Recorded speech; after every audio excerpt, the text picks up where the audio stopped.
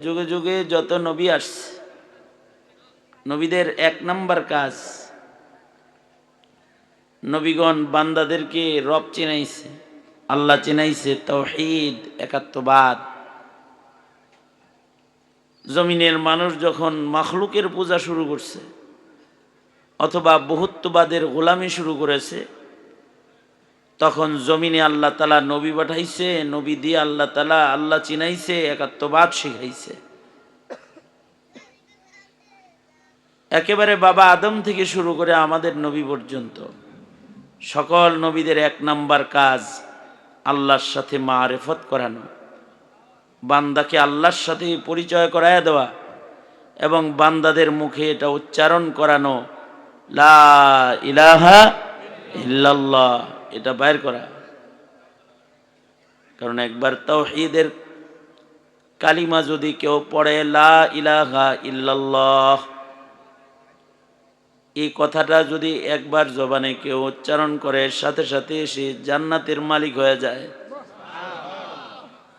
আল্লাহর রাসূল বলেন, ক্বালা রাসূলুল্লাহি সাল্লাল্লাহু আলাইহি ওয়াসাল্লাম, মান ক্বালা লা ইলাহা ইল্লাল্লাহ দাখালাল জান্নাহ। আল্লাহর রাসূল বলেন, কেউ যদি মুখে একবার বলে শুধু লা ইলাহা ইল্লাল্লাহ, সে জান্নাতের মালিক হয়ে যায়, সে জান্নাতি। লা ইলাহা ইল্লাল্লাহ বুঝনেওয়ালা, লা ইলাহা ইল্লাল্লাহর বিশ্বাস রাখনেওয়ালা, লা ইলাহা ইল্লাল্লাহর উচ্চারণ করনেওয়ালা, লা ইলাহা ইল্লাল্লাহ বুঝে এক আল্লাহকে চিনে, এক আল্লাহর বিশ্বাস রাখে, লা ইলাহা ইল্লাল্লাহ মুখে একবার বলে, যদি কেউ সাক্ষী দেয় আশহাদু আল্লা ইলাহা ইল্লাল্লাহ, এবার যদি তার অন্য কোনো আমল নাও থাকে, তো আল্লাহ তাআলা তাকে কোনো না কোনোভাবে রহম করে উসিলায় উসিলায় তাকে জান্নাত দিবে। সে যদি দোজকে পড়েও যায়, তাকে আল্লাহ দোজক থেকে বাইর করার জন্য নিজেই উদ্যোগ গ্রহণ করবে। সুবহানাল্লাহ। আগামীকাল কেন আমার কথাটা কি বুঝছেন? আবার বলি আমি, লা ইলাহা ইল্লাল্লাহ, এটা যদি কেউ বিশ্বাস দিলে রাখে, এটা যদি কেউ বুঝে আর আল্লাহকে যদি কেউ চিনে, আর যদি মুখে একবার কেউ বলে লা ইলাহা ইল্লাল্লাহ, তাকে বাহানায় বাহানায় কিছু নেক কাজ থাকলেও আল্লাহ জান্নাত দিয়ে দিবেন। যদি সে দোজকে পড়েও যায় আর যদি বিশ্বাস ঈমান তার রয়, তো আল্লাহ তাআলা নিজ জিম্মায় এই লা ইলাহা ইল্লাল্লাহ কালেমা পড়নেওয়ালা মুমিনটাকে জাহান্নাম থেকে, দোজক থেকে বের করার উদ্যোগ আল্লাহ নিজে গ্রহণ করবেন। এ কারণেই আল্লাহর রাসূল বলেন, ময়দানে মাহশারে কিছু কিছু মুমিনের নেকি কম হওয়ার কারণে দোজকের ফয়সালা হয়ে গেলে তাদের দোজকের দিকে নেওয়া হবে, কিন্তু আল্লাহ তাআলা বাহানা করে করে তাদেরকে দোজক থেকে ফিরাবে। আল্লাহ তাআলা দুই বান্দাকে বলবে, হাদিসে আছে, দুই কালিমা ওয়ালাকে নেকি বদি ওজন করার পরে আল্লাহ তাআলা বলবে, যাও করে জাহান্নামে লয়ে যাও, এই যা তোরা দোজকে চলে যা। দুইজন দোজকের দিকে যাইতে থাকবে। আল্লাহর রাসূল হাদিসে বলেন, এই দুইজনের ভেতর থেকে একজন জাহান্নামের দিকে যাইতে থাকবে ঠিক, কিন্তু বারবার ফিরা ফিরা আল্লাহর দিকে চাইতে থাকবে। এক সময় আল্লাহ তাআলা তাকে ডেকে বলবে, দোজকে যাও, আমার দিকে ফিরে ফিরে চাও কেন? বান্দাটা বলবে, আল্লাহ, আলেমদের মুখে শুনছি আপনি মহান দয়ালু, আপনার দয়া অনেক বেশি বান্দার জন্য, আমাদের জন্য সবচেয়ে বেশি দয়া কার? আওয়াজ করে বলেন, সবচেয়ে বেশি দয়া কার? বুখারী শরীফে আছে, যুদ্ধের ময়দান থেকে কাফেররা গ্রেফতার হয়ে মুসলমানদের এরিয়ার ভেতরে আইসা পড়ছে। যুদ্ধে কাফের নর নারী গ্রেফতার হয়েছে। বুখারী শরীফের ভিতরে আছে, এই নারীরা যারা গ্রেফতার হয়েছে এদের ভেতরে একটা মহিলার বাচ্চা যুদ্ধের ময়দানে হারায় গেছে। মহিলাগুলা গ্রেফতার অবস্থায় আছে। হঠাৎ করে মা দেখতে পাইতেছে যে তার দুধের বাচ্চাটা হাঁটতেছে দেখা যায়। 2 বছরের বাচ্চাও দুধ খায় না। এটা দেখার সাথে হযরত ওমর থেকে রিওয়ায়াত, এটা দেখার সাথে সাথে মা পাগল হয়ে গেছে। মা দৌড়ায়া যায় ওই যে তার হাঁটতে থাকা ছেলেটাকে ধরছে, ধইরা ছেলেটাকে তাড়াতাড়ি বুকে লইয়া মা দুধ খাওয়ান শুরু করছে। মার মনে চিন্তা হইল, আমার এই বাচ্চাটা কত সময় হয়ে গেছে খায় না, যুদ্ধের মাঠে আমি গ্রেফতার হয়েছি, ও ক্ষুধার্ত। মা যেমন সন্তানটাকে আদর কইরা পাগলের মতো সুইটা যায় দুধ খাওয়াইতেছি, দৃশ্য আল্লাহর রাসূল দেখে বলে, সাহাবীরা, এই মায়ের দিলে তার সন্তানের মমতা যতটুকু আছে, যে মমতার কারণে মা তার সন্তানকে দুধ খাওয়াইতে পাগল হইছে। নিজে বন্দি আসামি এটা ভুলে গেছি, দৌড়ায় যেমন সন্তানের কাছে যায় সন্তান বুকে লইয়া তাকে দুগ্ধ পান করানোর জন্য মা যেমন পেরেশান হয়েছে, মায়ের ভালোবাসাটা যতটুকু আছে প্রত্যেকটা বান্দার জন্য আল্লাহর ভালোবাসা তার চাইতে 1000 গুণ বেশি।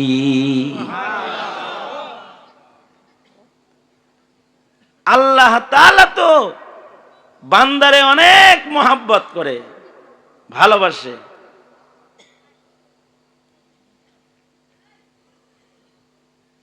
আবু দাউদ শরীফের রিওয়ায়াত, এক সাহাবী পাখির বাচ্চার কিচির মিচির আওয়াজ শুনতেছে, আওয়াজটা তার কাছে ভালো লাগছে।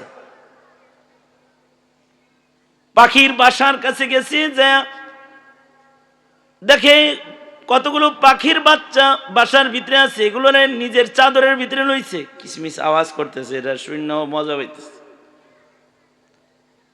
পাখির আওয়াজ শুনতে সুন্দর লাগে, এ কারণে দেখবেন পাখির আওয়াজের রিংটোন লাগায়। অনেকে পাখি পালে সকাল বেলায় ওদের আওয়াজ শুনে মজা পায়। সাহাবীর কাছে পাখির কিচির মিচির আওয়াজটা পছন্দ লেগে গেছে। সাহাবী পাখিগুলাকে চাদরের নিচে লইয়া সামলায়া লইয়াইতেছে। মায় বুঝা ফেলছে যে আমার বাচ্চাগুলাই সাহাবীর চাদরের নিচে আছে। বাসায় বাচ্চা না পায়া মা সাহাবীর মাথার পিছে পিছে উড়বার লাগছে। আল্লাহর রাসূল সাল্লাল্লাহু আলাইহি ওয়াসাল্লাম সাহাবীদের কাফেলার ভিতরে নবীজি আছেন। নবীজি বলে, এই কে এই পাখির বাচ্চা আনসাত? সাহাবী বলে, আনা ইয়া রাসূলুল্লাহ, ওগো আল্লাহর নবী, আমি বাচ্চাগুলা লয়ে আইছি, আমার ভালো লাগতেছে। জানাস এ মায়ের ওর বাচ্চার মায়ায় কষ্ট হইতেছে, ওর মারে কষ্ট দিস না, ওর বাচ্চাগুলা ওর মাকে দিয়ে দে। এই যে পাখির হৃদয়ে একটা মায়া আছে, যে মায়ার কারণে পাখির বাচ্চার জন্য কষ্ট হয়, মহান আল্লাহ মায়া নামক বস্তু বানায় ৯৯ ভাগ মায়া নিজের জন্য রাখছে, আর ১ ভাগ মায়া সব মাখলুকের ভেতরে আল্লাহ তাআলা বন্টন করেছে। পাখির মায়া যেমন বাচ্চার জন্য, যে পাখি তার বাচ্চার মায়ায় পাগল হয়ে গেছে, মহান মালিক বান্দার মায়ায় ওইরকম পেরেশান হয়ে যায়। কারণ মহান মালিকের মায়া তো পাখির মায়া মমতার চাইতে অনেক বেশি, ১০০০ গুণ বেশি।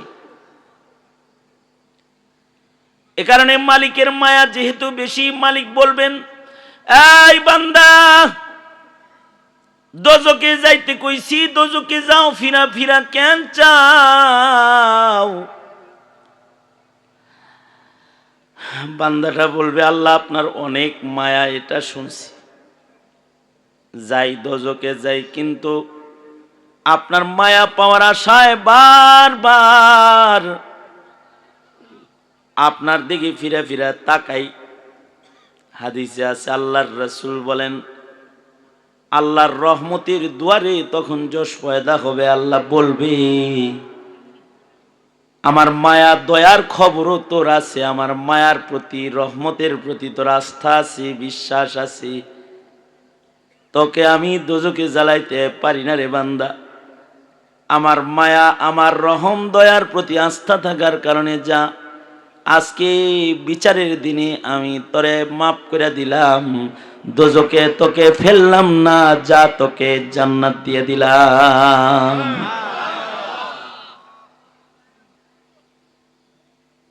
আল্লাহ পাক রে চিনলে কেউ, তার প্রতি রবের মায়া অনেক। এ কারণে আল্লাহর রাসূল বলেন, বান্দাকে আল্লাহ এইভাবে মাফ করবেন। অথচ বিচার কিন্তু হয়ে গেছে, বিচার হয়ে গেছে, বিচার হইছে, হইল ফাম্মা মান সাকুলাত মাওয়াজিনুহু, যার নেকির পালা ভারী সে যাবে জান্নাতে। ওয়াম্মা মান খাফফাত মাওয়াজিনুহু, নেকির পালা হালকা, গুনার পালা ভারী, কই যাবে? হেই হেই হেই, আমার দিকে চা বেটা, একেবারে ঘুষি দিব নাই মা, চিনোস আমারে? রাগ হইছ? বাচ্চা আইছে, বাচ্চা তো এখন তোরে ওয়াজ হতে দিব না। ভালো হয়েছে, মাফ করে দিলাম। অন্যদিকে সে আছে করেন না, আহি নাকি আপনাদের এলাকায়? আহি, অবশ্য আমার নানা বাড়ি কাছাকাছি এরিয়ায়। আসি না, আমি ব্যস্ততার কারণে সুযোগ পাই না। অসুস্থ মানুষ, সফর কষ্ট লাগে, খুব কষ্ট সফর। নিজের কষ্টের কথাও তো বলা ভালো না মানুষের কাছে, তাই বলি না, আল্লাহর কাছে বলি। আওয়ামী লীগ আমাদেরকে জেলখানায় ১ বছর খুব আদর করছে, এই কারণে অসুস্থতা খুব বেশি। হ্যাঁ, আদরে যত্নে শৈল অচল হয়ে গেছে।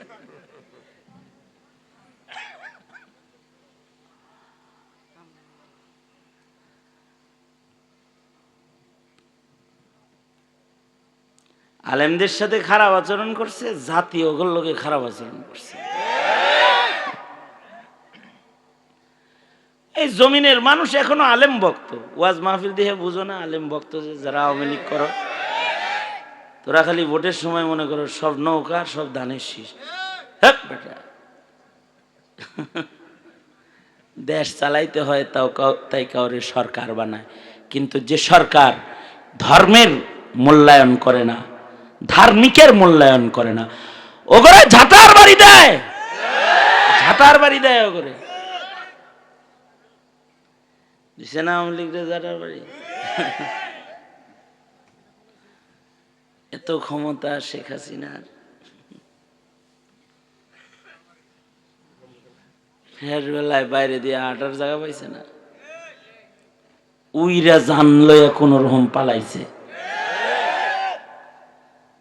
ধাওয়াটা দিছে কারা? মৌলবীরা। মৌলবীরা চোখের পানি ফেলছে। জেলখানার বন্ধ কুঠুরিতে বেদনার চোখের পানি গড়ায় জায়নামাজের মুসল্লার উপরে পড়েছে। শাপলা চত্বরে যে পিটান পিটাইছে আর যে খুন করেছে, শহীদ করে রক্ত ঝরাইছে, কষ্ট। মিথ্যা মামলা দিয়ে দিয়ে আলেমদেরকে জেলখানার ভেতরে ঢুকায় রাখছে বছরের পর বছর। কষ্ট, কষ্টে তারা চোখের পানি ফেলেছে। বাস,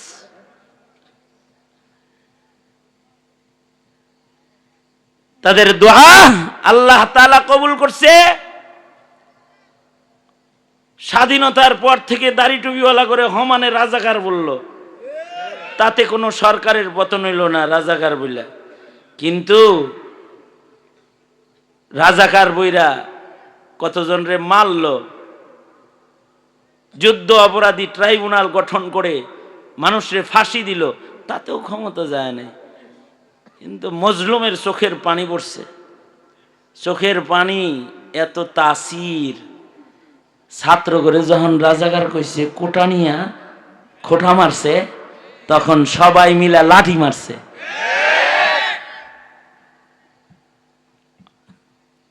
ছাত্ররা যে গণভবন ঘেরাও করেছে,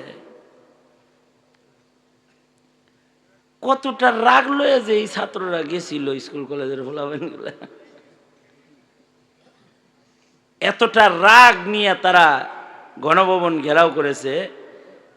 গণভবনের চতুর্দিকের ইটগুলা কেমনে খুলছে এটা দেখলে কিছু বোঝা যায় যে এগুলো শরীরের ভিতরে কিটকিট করতেছিল। রাগ কতটা, একেবারে ডবল ইটের দেয়াল, একটাও রাখছে না, সব খুলে আলাইছে। হাসিনা যদি খালি ক্ষমতা দেখায় ওই দিন গণভবনে বসে থাকতো, তাইলে তো ছাত্রদের এত রাগ ছিল, গণভবনের ইট যেমন খুলছে হাসিনার গায়ের চামড়া ওইরকম খুলে ফেলতো যদি খালি কাছে যাইতো। কিন্তু বুঝা শুনে উইররা চলে গেছে। যা রান্না করছিল এগুলো খাওয়া যায় নাই, এগুলো ওদের রেখে দিছে খাওয়ার লেগেছে। অনেক রাগে আইছে, তোরা মেহমান আমার তোরা খাইস, ভালো ভালো রান্না করে রেখে গেছে। যাই হোক, অসুস্থ বদন, মজলুম বদন, তাই কষ্ট কোথাও যাওয়া। আইসেই যেহেতু পড়ছি, ধৈর্যের সাথে কিছু শুনলে দিলে শান্তি পাইতাম। আল্লাহ তৌফিক দান করেন, আমিন বলেন। দোনো হাত উপরে তোলেন, নারায়ে তাকবীর, নারায়ে তাকবীর। হাত নামান। আপনাদের যুবকদের একটা গ্রুপ আমার মাদ্রাসা পর্যন্ত গেছে, ওরা যে আমার এত ভালোবাসে এটা আমি জানতাম না। ওরা যাওয়ার পরে টের পাইছি আর কি। পরে ওদের ভালোবাসার বদলা দিতে আয়া পড়ছি আর কি। ভালোবাসার তো কোনো বদলা হয় না,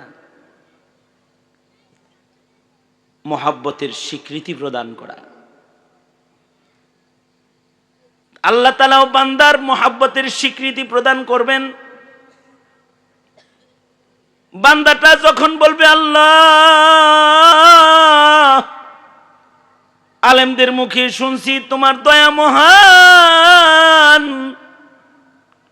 যদি তুমি দয়া করো তাই দোজখে যাই, কিন্তু ফিরা ফিরা তোমার রহমতের দিকে আমি চাই। আল্লাহ তাআলা বলবে, যাও হে বান্দা, আমার রহমতের পরে তোমার যখন আস্থা আছে, আমার রহমতের পরে তোমার বিশ্বাস, তাই তোমার দোজখ মাফ করে তোমাকে জান্নাত দিয়ে দিলাম। কারণ আল্লাহ বান্দারে ভালোবাসে। বাবার চাইতে কম না বেশি, মার চাইতে কম না বেশি, বন্ধুর চাইতে কম না বেশি, দুনিয়ার সব মাখলুকের চাইতে কম না বেশি?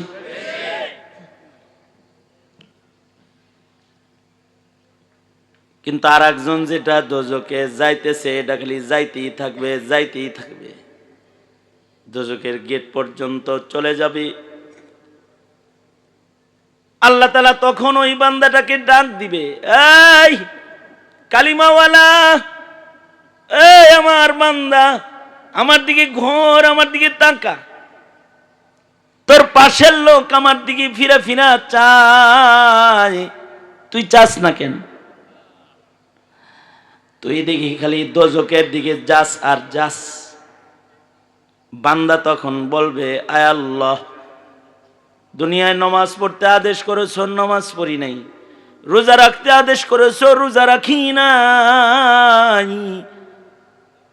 তোমার হুকুম অমান্য করে করে তোমাকে অসন্তুষ্ট করে ফেলেছি, যে কারণে আজকে আমি দোজকি হিসেবে ঘোষিত হয়েছি। আজকে ময়দানে মাহশরে তুমি রব হইয়া তোমার গোলাম আমাকে দোজকে যাইবার আদেশটা তুমি করেছ।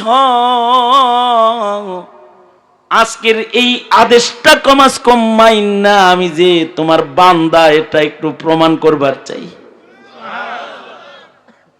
তাই তোমার নির্দেশে দোজকের দিকে যাই। তোমার একটা নির্দেশ মাইন্না দোজকে পড়াও যদি তোমার রুবুবিয়তের আমলি স্বীকৃতি হয়, তাই দোজকের দিকে যাই। আল্লাহ তাআলা বলবেন, বান্দাহি, তুই আমার হুকুমের প্রতি এত শ্রদ্ধাশীল, যা এই কারণে আজকের দিনে আমার ভালোবাসা তোর জন্য উন্মুক্ত করে দিলাম, তোর দোজক মাফ কইরা তোকেও আমি জান্নাতি হিসাবে ঘোষণা দিয়ে দিলাম।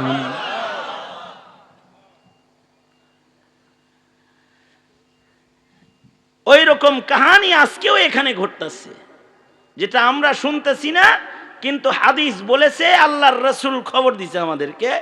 আল্লাহ এই চতুর্দিকে দাঁড়ানো ফিরিস্তাদের বলতেছে, কি লেগে বইছে রে? কয়, আল্লাহ আপনারে ভালোবাসে, তাই। কি চায়? কয়, মাপ চায়, জাহান্নাম থেকে মুক্তি চায়। দেখছেনি? না দেখে নাই। তাও দেখলে তো আরো আবেগ নিয়ে চাইতো।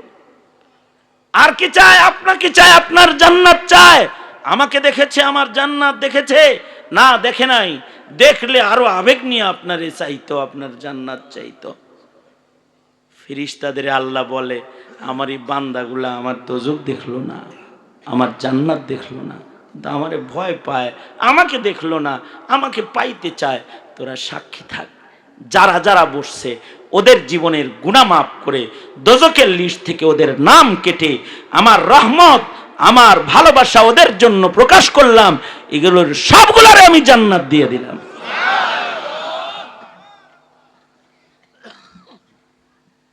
কারণ রবের মায়া অনেক একজন কালমাওয়ালার জন্য। হাদিস শরীফে শেষ পর্যায়ে আল্লাহর রাসূল বলেন যে, যার কোনো আমল নাই, শুধু কালিমাস, তাকে আল্লাহ তাআলা নিজে জান্নাতে নেওয়ার আয়োজন করবেন, দোজখ থেকে বের করার আয়োজন করবেন। আল্লাহ তাআলা এই কালিমাওয়ালা, আল্লাহর রাসূল বলেন, এই কালিমাওয়ালা হলো লাস্ট পারসন জান্নাতের। জান্নাতের আমার উম্মতের সর্বশেষ ব্যক্তি, যাকে আল্লাহ তাআলা জান্নাত দিবে, তাকে নেওয়ার বাহানা আল্লাহ নিজের পক্ষ থেকে নিজেই করবে। ফেরেশতা করে বলবে, বান্দাটারে দোজখের সাইডে আন, ও কালমাওয়ালা। ফেরেশতারা দোজখের মাঝখান থেকে তাকে ধইরা দোজখের সাইডে আনবে। এবার আল্লাহ তাআলা দোজখে বান্দার লগে কথা বলা শুরু করবে, কিরে কষ্ট লাগে নাকি রে? আল্লাহ তাআলাকে বান্দা বলবে, খুব কষ্ট আল্লাহ, কিন্তু আমার কোনো আমল নাই, কিছু চাইতে ভয় পাই। আপনার জাতের কসম, কিছু চাই না আপনার কাছে, যদি